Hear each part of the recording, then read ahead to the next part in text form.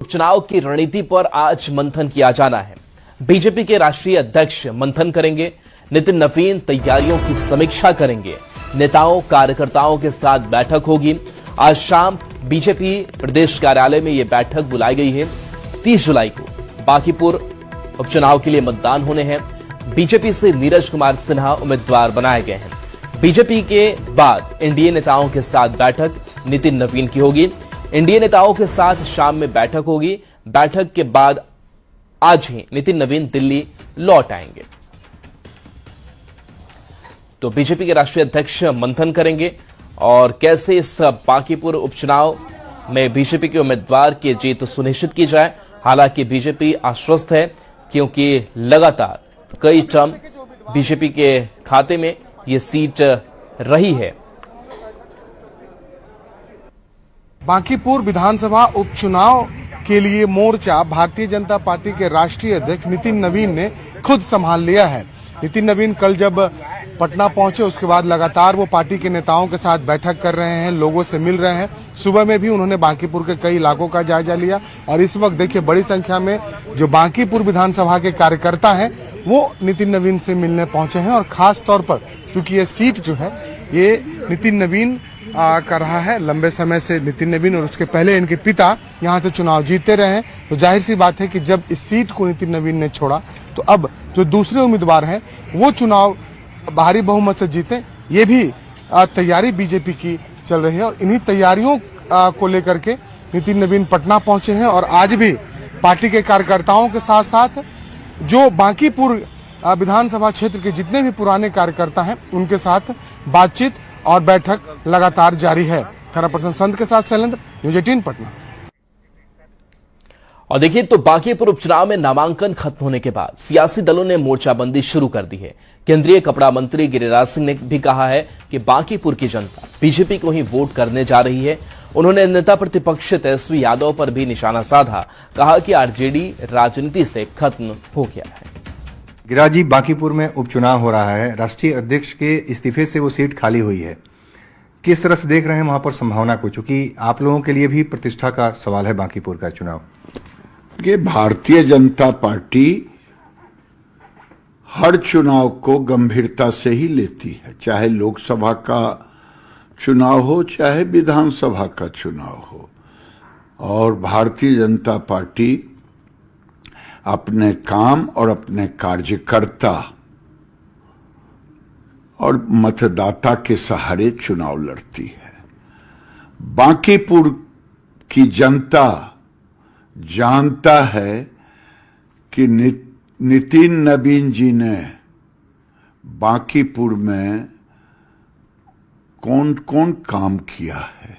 RJD राजनीति से ही लगता है खत्म हो गया। तेजस्वी यादव का अता पता नहीं, कहीं गए होंगे छुट्टी मनाने। वहां का मतदाता जानता है कि विपक्ष केवल नकारात्मक बातें करके माहौल को खराब कर सकता है, लेकिन मतदाता भारतीय जनता पार्टी को ही जिताएगी। आज पटना का विकास देखिए, जेपी पथ, गंगा मैरीन ड्राइव, ये बताता है कि विकास कितना हुआ है। विकास एक सतत प्रक्रिया है, लेकिन आरजेडी में केवल गुंडागर्दी छोड़ करके कुछ नहीं हुआ। आप आरजेडी पर सवाल खड़ा कर रहे हैं, लेकिन प्रशांत किशोर भी वहां पर चुनाव मैदान में है। वो कितनी बड़ी चुनौती हो सकते हैं? तीसरा त्रिकोण बनाने की कोशिश कर रहे हैं। भाई, मैं तो समझता हूं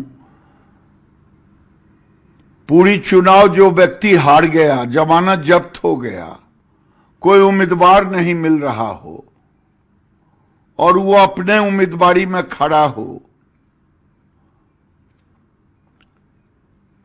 तो क्या कहिएगा? क्या वो वोट को खरीदने आए हैं? वोट मतदाता बिकने वाला है क्या?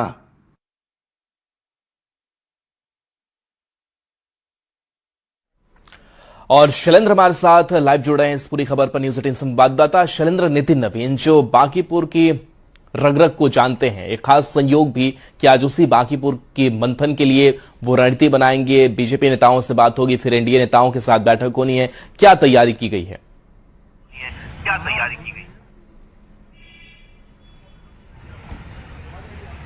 हाँ बिल्कुल, देखिए इस वक्त भारतीय जनता पार्टी के जो राष्ट्रीय अध्यक्ष हैं नितिन नवीन, वो पटना में है। कल ही पटना शाम में वो पहुंच गए और कल से लगातार वो अलग अलग पार्टी के जो नेता हैं और खास करके जो बांकीपुर विधानसभा के जो कार्यकर्ता हैं, मंडल अध्यक्ष हैं, उन लोगों से उनकी बातचीत चल रही है। मुख्यमंत्री सम्राट चौधरी के साथ भी उनकी बैठक हुई और आज भी सुबह से ही जो बैठकों का दौर है वो नितिन नवीन के आवास में लगातार जारी है। इस वक्त नितिन नवीन बैठक कर रहे हैं अपने पार्टी के जो कार्यकर्ता हैं, नेता हैं, उनके साथ।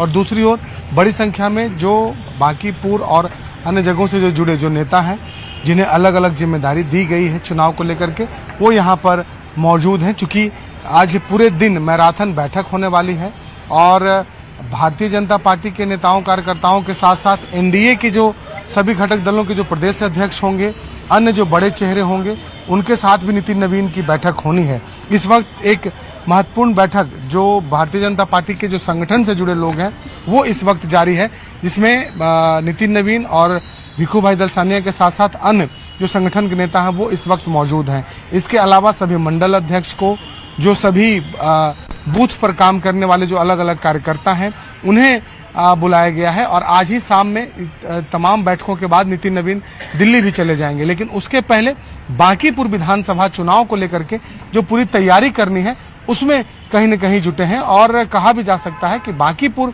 विधानसभा चुनाव को लेकर के जो जिम्मेदारी है वो खुद इस वक्त कहीं न कहीं नितिन नवीन ने उठा ली है, क्योंकि यह उनका सीट रहा है। और उन्होंने जब इस सीट को छोड़ा उसके बाद एक कार्यकर्ता को बीजेपी ने यहाँ से चुनाव लड़ाया। मैदान में कई उम्मीदवार हैं और तमाम उम्मीदवारों के बीच में भारतीय जनता पार्टी अपनी जीत का दावा भी कर रही है। इसी जीत के लिए नितिन नवीन यहाँ पर कैंप कर रहे हैं। माना जा रहा है कि आज भले ही नितिन नवीन चले जाएंगे, लेकिन जल्द ही वो चुनाव के पहले एक बार फिर आएंगे, चुनाव प्रचार और तमाम चीजों को देखेंगे। आज पूरे दिन नितिन नवीन बांकीपुर विधानसभा उपचुनाव की समीक्षा करेंगे और समीक्षा के लिए अलग अलग जो संगठन है, अलग अलग बांकीपुर विधानसभा क्षेत्र के जो नेता और कार्यकर्ता हैं, उन्हें बुलाया गया है ताकि उनसे 1 to 1 भी नितिन नवीन बात कर सकें। जी बिल्कुल, उस तस्वीर को भी दिखाते रहे जो आपके पीछे की तस्वीर है। हलचलें बढ़ी हुई हैं, लेकिन इन सब के बीच अगर बात करें 2025 के चुनाव की, तो 50,000 से ज्यादा वोटों के अंतर से जीत सुनिश्चित की थी। नितिन नवीन ने क्या लग रहा है कि इस बार और अलग किस तरीके की रणनीति बनाई जा रही है? क्योंकि नितिन नवीन जो एक पैट नवीन सिन्हा एक बड़ा चेहरा रहे हैं, लेकिन उनके सामने नीरज सिन्हा के लिए क्या चुनौती होगी? प्रशांत किशोर भी चुनावी मैदान में है। अब इस बांकीपुर उपचुनाव को कितना अलग 2025 से देखा जाए?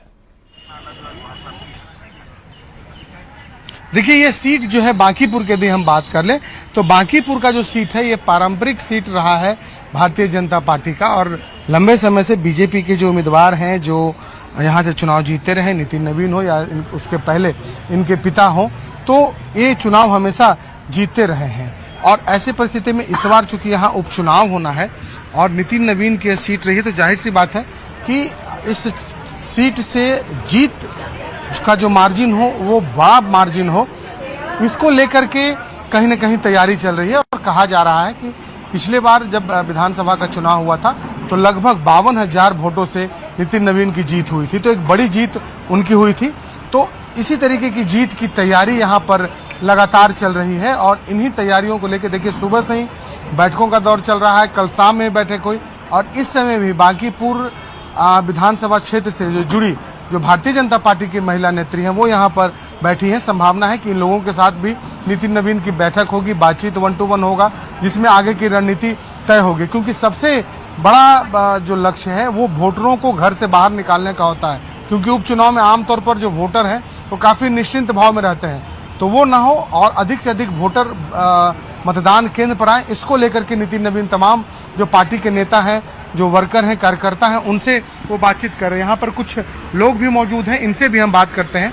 यह सीट काफी महत्वपूर्ण है आप लोगों के लिए और नितिन नवीन लगातार बैठक भी कर रहे हैं। जी, यहाँ बैठे चुनाव वोट मार्जिन वाले हार जीत के झगड़े आना वोट करते जाग वोट इसी महिलाओं की जिम्मेदारी भी बढ़ जाती है। हाँ, हम लोग को घर तक, जैसे पुरुष तो किचन तक नहीं पहुंच सकते महिलाओं का, लेकिन हम लोग उनके किचन तक अंदर तक घुस करके और महिलाओं से संपर्क कर सकते हैं। इसीलिए हम लोग महिलाएं हर घर जा करके घर घर झंडा लहराएंगे अपने पार्टी का और 100% बूथ पे वोट दिलाएंगे। यही हम लोग का। चलिए, बिल्कुल तो बड़ी रणनीति, बड़ा मंथन किया जाएगा।